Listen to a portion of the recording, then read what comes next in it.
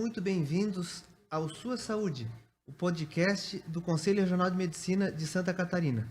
Com a participação dos médicos catarinenses, nesse espaço vamos promover discussões periódicas sobre assuntos de interesse público e buscar contribuir com a promoção da saúde pública em Santa Catarina.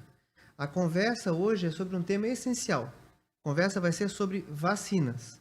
Santa Catarina hoje registra índices baixíssimos de cobertura vacinal para diversas doenças.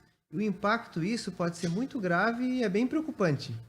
Por isso, a nossa convidada especial desse primeiro Sua Saúde do CRM Santa Catarina é a infectologista, pediatra e presidente do Departamento Científico de Imunizações da Sociedade Catarinense de Pediatria, a doutora Sônia Maria de Faria, que recentemente aceitou o convite para fazer parte também da nossa Câmara Técnica de Infectologia do CRM Santa Catarina.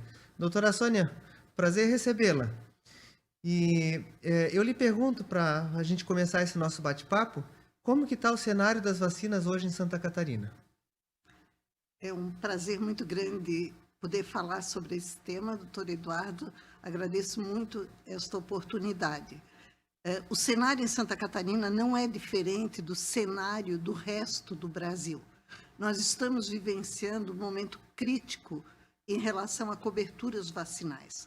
Essas coberturas vacinais já vêm caindo no país, inclusive em Santa Catarina, há aproximadamente 5, 6 anos. Isso só se agravou com a pandemia. E com essa queda nas coberturas vacinais, nós temos um risco de reintroduzir no país, no estado, doenças que já estão ou estavam controladas no nosso meio. Pois é, e assim, ó, a gente é de uma geração, de uma época, né, que muitas dessas doenças já tinham sido controladas pelas vacinas. E a gente não chegou a conhecê-las, nem como sociedade, nem nós como médicos. A gente não viu essas doenças, né? Tem um risco concreto, então, dessas doenças consideradas erradicadas, como pólio, varíola, de voltar a acontecer? Sem dúvida. Nós tivemos um exemplo recente do recrudescimento de uma dessas doenças, que foi o sarampo. Em 2016, o Brasil recebeu um certificado da Organização Mundial de Saúde de eliminação do sarampo. 2 anos após, nós começamos um surto de sarampo que ainda não foi totalmente controlado em alguns estados. Então, cobertura baixa é sempre risco de recrudescer, de retorno de doenças já controladas. O fato das pessoas não verem ou não terem visto essas doenças faz com que elas deixem de temê-las, e com isso é mais um fator para que não se vacinem.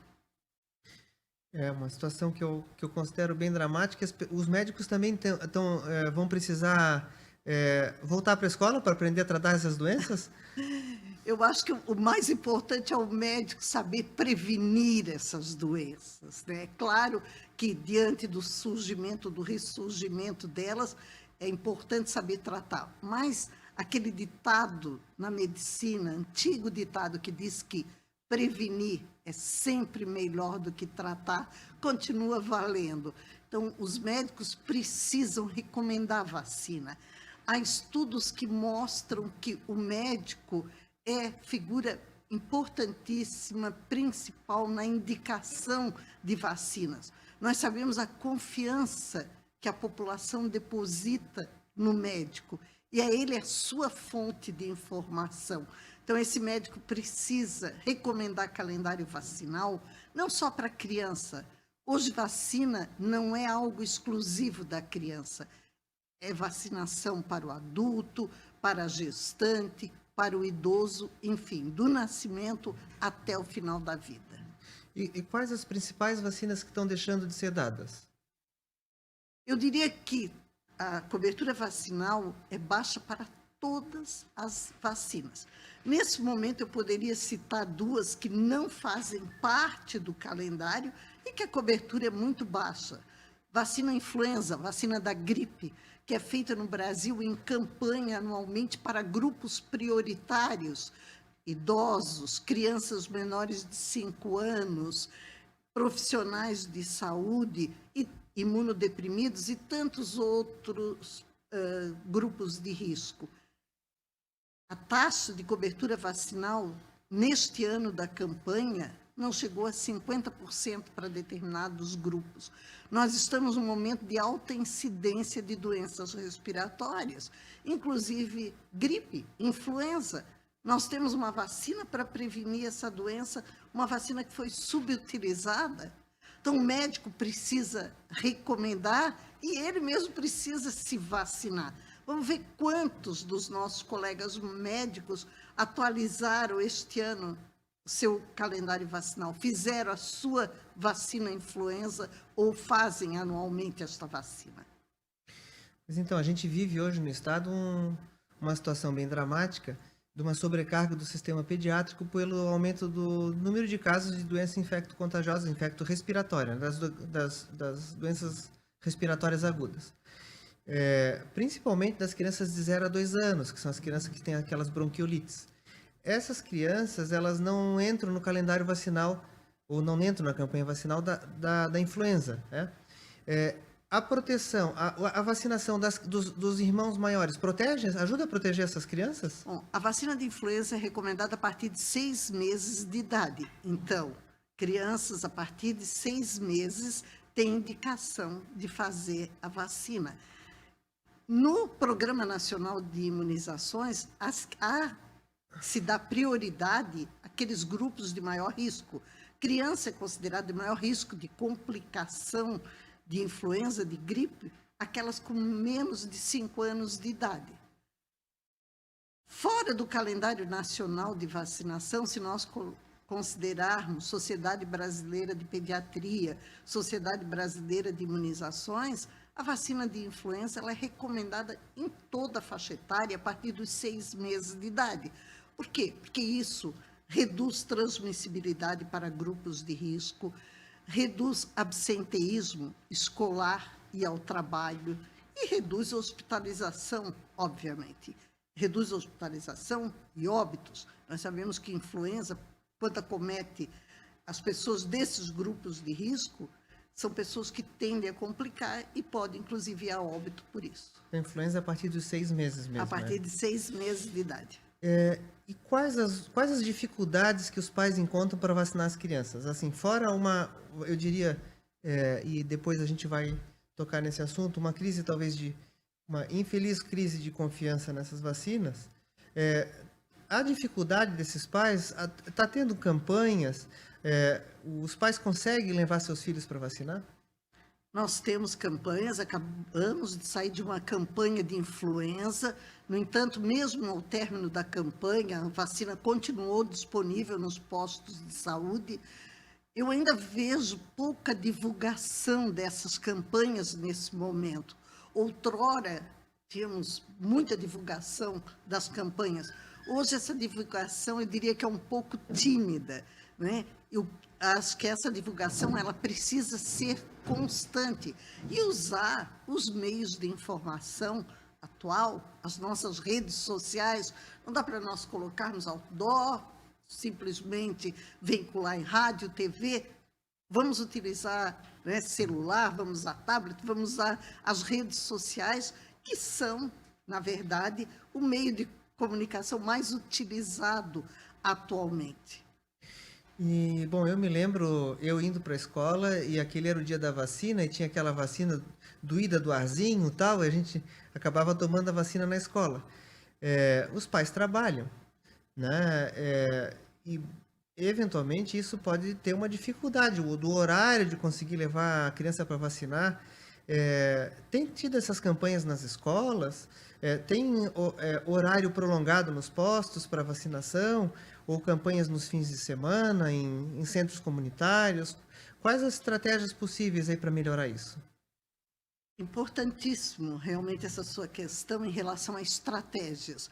Não basta nós dizermos, olha, as coberturas vacinais estão baixas. Nós precisamos fazer algo para recuperar essas coberturas vacinais. E isso passa por vacinação em escolas. A vacinação em escola ela vinha sendo utilizada antes da pandemia, principalmente para a vacinação do adolescente com vacina HPV e vacina meningocócica CWY, né, que hoje está na rede pública para 11 e 12 anos de idade. Com a pandemia, isso teve uma parada, obviamente, mas está retornando de uma forma progressiva, ainda lenta, mas está retornando a vacinação em escolas, que é uma estratégia excelente. A questão dos postos de saúde realmente precisa ser melhorado. É inadmissível que os postos, de maneira geral, encerrem suas atividades em relação a vacinas às 17 horas, quando a maioria dos pais tem o seu horário de trabalho, no mínimo até 18 horas. Então, esse pai precisa ter um horário extra, um horário ampliado para levar seu filho para a vacinação. Quem sabe, o sábado pela manhã é uma alternativa. Isso tem sido utilizado em campanhas, mas é muito pouco. Coloca-se o dia D da campanha, um sábado que vai se fazer isso. Mas um dia único não é suficiente. Há necessidade de que os municípios, as secretarias municipais de saúde, se organizem para ampliação do horário de vacinação. Doutora Sônia, entre os temores que foram divulgados de vacinas, antes até, e nós vamos deixar para discutir Covid especificamente como assunto isolado, que eu acho que tem bastante perguntas sobre Covid para te fazer, mas já começavam a surgir algumas divulgações de possíveis doenças relacionadas à vacina, autismo relacionado à vacina. Isso já estava começando a ter alguma repercussão negativa na cobertura vacinal, e eu queria aqui que fosse feito um esclarecimento bem enfático de qual o cunho objetivo, concreto e científico desse tipo de alegação. Essa questão de autismo e vacina surgiu no Reino Unido numa publicação que foi considerada falsa, né? Tanto que foi retirada dos anais onde foi publicado, e o médico, que inclusive é autor dessa publicação, que associava autismo a uma vacina contra o sarampo, vacina tríplice viral, perdeu a sua licença de médico no Reino Unido pelo prejuízo à saúde pública com uma informação que não era verdadeira. Segurança em vacina, nós temos que considerar o seguinte: uma vacina só é licenciada para ser utilizada depois de passar em testes. E são vários testes, são várias fases, que nós chamamos de fases clínicas, onde é avaliada a eficácia, a resposta imunológica à vacina e a segurança. Somente após passar por todos esses critérios, uma vacina é liberada para uso clínico. Você pode me perguntar, existe vacina 100% segura, capaz de não ter nenhum evento adverso? Eu diria não. Se fizesse a mesma pergunta, existe medicamento que não vá ter nenhum evento adverso? Também, certamente não. O que nós temos em relação à vacina é que os eventos adversos graves são raros, muito raros. O Brasil tem um sistema de vigilância de eventos adversos. Qualquer evento adverso com qualquer vacina, um evento considerado grave, deve ser notificado. O Ministério da Saúde tem uma equipe de farmacovigilância para avaliar e definir se esse evento tem ou não associação com a vacina. Na maioria das vezes, os eventos notificados como associados à vacina têm apenas uma associação temporal, ou seja, coincidente. É muito comum fazer uma vacina e daqui 2, 3 dias ocorre um determinado evento que não tem nada a ver com a vacina, mas temporalmente quem recebeu a vacina vai associar. Os eventos mais comuns são aqueles que nós já estamos acostumados a observar de longo tempo. Febre nas primeiras 48 horas, com a maioria das vacinas, dor no local da aplicação, às vezes um edema, um aumento de volume no local. Esses são os eventos mais frequentes que ocorrem com qualquer vacina. Obrigado, doutora. A senhora tem uma mensagem geral, uma mensagem final para deixar para a sociedade em relação à vacina, à cobertura vacinal? A vacinação é considerada uma das medidas, talvez a medida mais eficaz para a prevenção de doenças.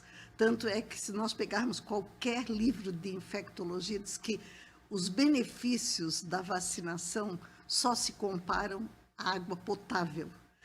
Então, há necessidade de recomendar a vacina, há necessidade do médico participar diretamente da recomendação da vacina e que todos nós juntos busquemos estratégias para resgatar as nossas coberturas vacinais. O Brasil, especificamente o estado de Santa Catarina, nós já fomos exemplo para o mundo de cobertura vacinal, de programa de imunizações que realmente funciona. Então, vamos voltar a ter novamente esta credibilidade. Muito obrigada. Obrigado, doutora Sônia. Obrigado a todos que nos acompanharam até aqui. Em breve nós teremos um novo episódio do Sua Saúde CRM Santa Catarina. Eu vou continuar conversando com a doutora Sônia no próximo episódio, especificamente sobre Covid. E siga nas redes sociais do Conselho para ouvir e assistir os próximos episódios.